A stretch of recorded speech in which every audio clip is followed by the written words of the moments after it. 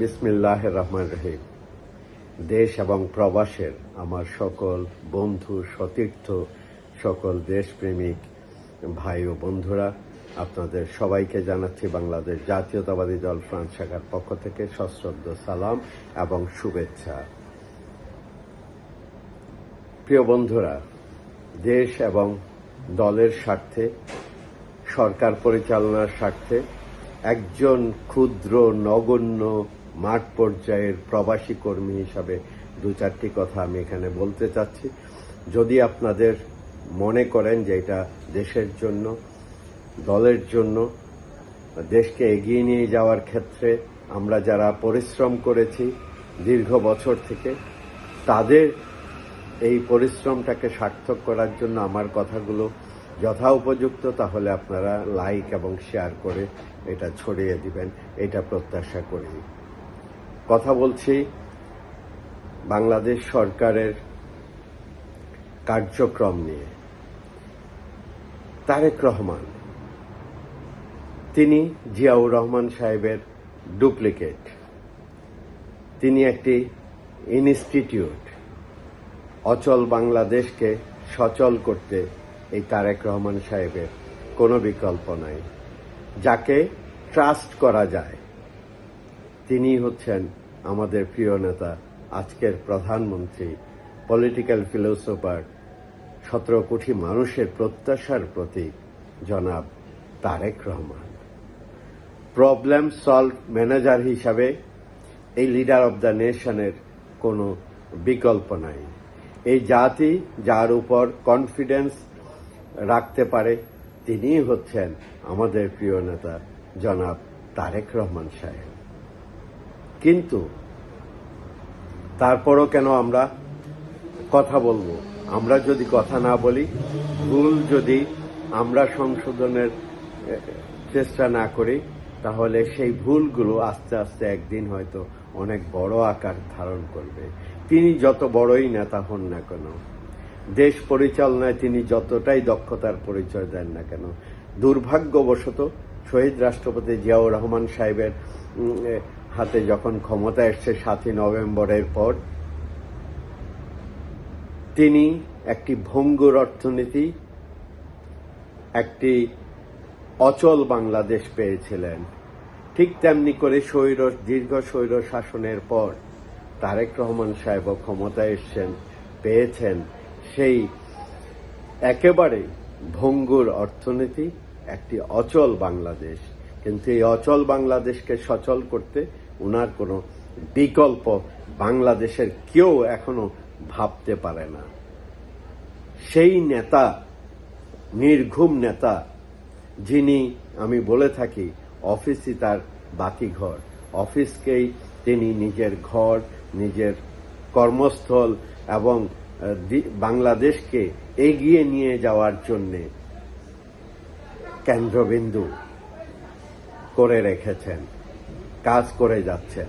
কিন্তু তারপরও ব্যর্থতা আসতে পারে। কেন ব্যর্থতা আসতে পারে? একটা এক্সাম্পল যদি দেই, ক্রিকেট টিম মধ্যে যখন ঝামেলা হয় তখনই ভালো খেলেও হেরে যায়। একটা ভালো ক্রিকেট টিমও নিজেদের মধ্যে সমন্বয় না থাকলে ভালো খেলে হেরে যায়। তার এক্সাম্পল হচ্ছে সচিন টেন্ডুলকার যেদিন সবচেয়ে বেশি রান করেছিলেন ক্রিকেটে, সেদিনও ভারত হেরে গিয়েছিল, জিততে পারেনি। নিশ্চয়ই এর মধ্যে কোনো ঝামেলা ছিল বলে সবাই, এই টিমের মধ্যে সবাই এটা মনে করেন।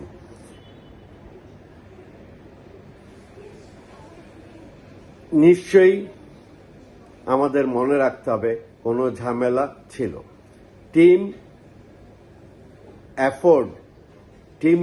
পুরো টিমের যদি এফোর্ড না থাকে তাহলে কেউ সাকসেস হতে পারে না।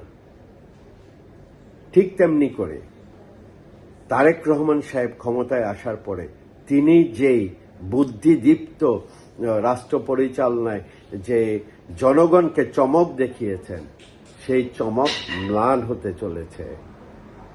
তার টিমের মধ্যে পারফরমেন্স দেখাতে একেবারেই ফ্লপ করেছেন আমাদের যিনি পেট্রোলিয়াম খনিজ সম্পদ মন্ত্রণালয়ে দুজন আছেন। তিনারা কথা বলছেন পেট্রোলের কোনো অভাব নাই। তাহলে বাইরে এত লাইন কেন? মানুষ কেন কষ্ট পাচ্ছে? আপনার কাজ কি? আপনারা কি করছেন? সারা পৃথিবীতে ক্রাইসিস আছে। এই প্যারিসে, ফ্রান্সে আমরা যেই পেট্রোল পাম্পগুলো 24 ঘন্টা খোলা থাকতো সেগুলো এখন সন্ধ্যার পর বন্ধ হয়ে যায়, একদম পরিপূর্ণ ক্লোজ করে রাখে। ওকে, এতে ভোগান্তি হচ্ছে। আমরা 2-3টা পেট্রোল পাম্পে যাওয়ার পরে একটাতে পেট্রোল পাচ্ছি, দাম প্রায় ডাবল, আকাশচুম্বী দাম।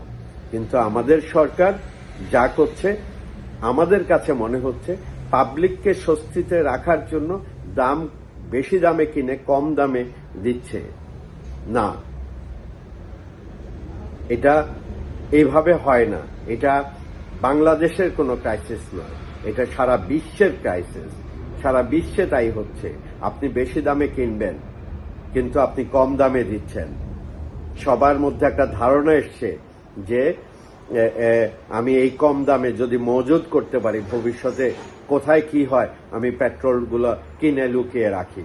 পেট্রোল পাম্পগুলো হয়তো এইসব অপকর্মের সাথে জড়িত, তারা এর দায় এড়াতে পারে না। একটা পেট্রোল পাম্পকে যদি আপনি 3 লরি 4 লরি আপনি পেট্রোল দেন, একটা লরি হয়তো তারা পেট্রোল পাম্পে জনসাধারণের জন্য বিক্রি করছে, 3টি হয়তো একটু চড়া দামে বাইরে বিক্রি করে দিচ্ছে, তারা মুনাফাখোর।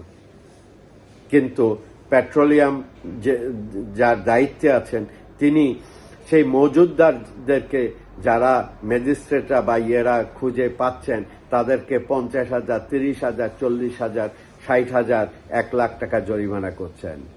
তাদেরকে সেইভাবে আইনের আওতায় আনছেন না। এরা দেশদ্রোহী। এদেরকে যদি, এই মজুদদারকে যদি আপনি যদি চোরকে ধরতে পারেন, সাথে সাথে তাকে যদি অ্যারেস্ট না করেন, তার যে মজুদ সেটা যদি আপনারা সিজ না করেন, এই 50,000, 60,000 টাকা জরিমানা করে এই দেশকে চালানো যাবে না। তাই আপনাদের অনুরোধ করছি, আপনারা তারেক রহমান সাহেবের এই অর্জনকে বিনষ্ট করছেন। এবং আমি মনে করি আমার লিডারকেও আমি অনুরোধ করব, ইনাদেরকে সরিয়ে দিতে হবে। ওনারা আপনার অর্জনটাকে ধূলিসাৎ করে দিচ্ছে। ওনারা জাতিকে পরিষ্কার করতে ব্যর্থ হচ্ছে যে এই ক্রাইসিস বৈষয়িক ক্রাইসিস, এখানে ক্রাইসিস থাকবে। আপনি কেন বলবেন যে আপনার জুন পর্যন্ত মে পর্যন্ত আপনার মজুদ আছে? তাহলে আজকে কেন পেট্রোল পাচ্ছে না? আজকে কেন 8 ঘন্টা 12 ঘন্টা করে পাবলিককে? এটা সারা বিশ্বে, বাংলাদেশের এই ফুটেজগুলো, এই লাইনের ফুটেজগুলো কিন্তু সারা বিশ্বে ছড়াচ্ছে। এটা দেশের বদনাম হচ্ছে। এই সরকারের অর্জন কেন নষ্ট হচ্ছে? এটা একটা তুফান যখন আসে তখন বড় গাছের উপর দিয়েই কিন্তু যায়, বড় গাছে কিন্তু হেলে পড়ে, বড় গাছেরই ডালপালা ভাঙে। তাই এই সরকারের সকল ব্যর্থতার দায়ভার তারেক রহমান সাহেবের উপরে আসছে, যিনি একেবারে একজন দেশপ্রেমিক খাঁটি জিয়াউর রহমানের ডুপ্লিকেট, যার মধ্যে প্ল্যান আছে এই অচল বাংলাদেশকে সচল করে রাখতে।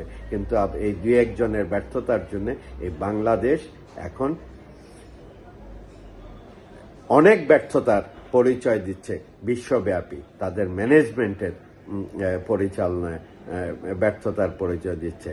এর থেকে উত্তরণের জন্য আমার প্রিয় নেতা, লিডার অব দ্য নেশন জনাব তারেক রহমান সাহেবকে একজন ক্ষুদ্র মাঠ পর্যায়ের কর্মী হিসাবে অনুরোধ করব, এর দায়ভার আপনি নেবেন না।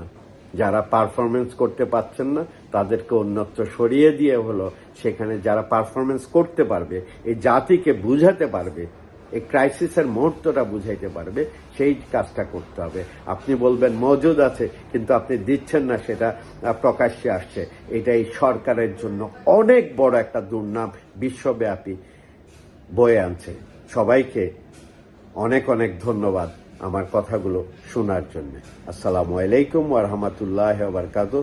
বাংলাদেশ জিন্দাবাদ।